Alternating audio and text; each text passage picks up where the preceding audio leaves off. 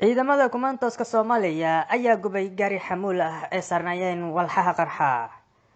Howlgal gaar ah ciidamada xoogga ka fuliyeen degmada Janaale ee gobolka Shabeellada Hoose ayay ku gubeen gaari walxaha qarxa ka soo buuxiyeen kooxda argagixisada ah ee Al-Shabaab.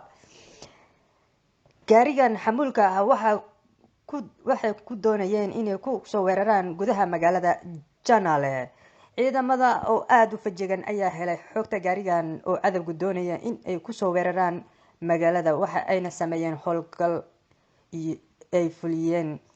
howlgalkan ay fuliyeen si taxadir leh, waxaana ay qarxiyeen gaariga xamuulka ahaa oo nuuciis ahaa Dyna. howlgalka ay ciidamada gaarka ka fuliyeen beeraha Janaale waxay ku toogteen 19 ka tirsan maleeshiyaadka argagixisada ee Al-Shabaab, waxayna gacanta ku dhigeen hub aad u fara badan ay wateen kooxdii halkaasi lagu laayay.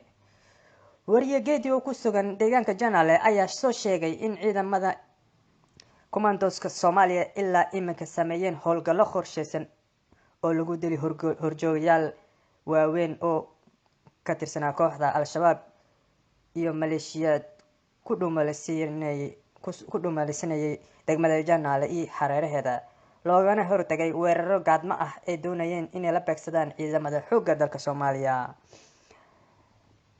Wariyaha ayaa sidoo kale soo sheegay in Al-Shabaab laga gubay goob ay ku aruurinayeen sakawaadka waxa ay ugu yeeraan ay ka soo arooriyaan dadka masaakiinta ah.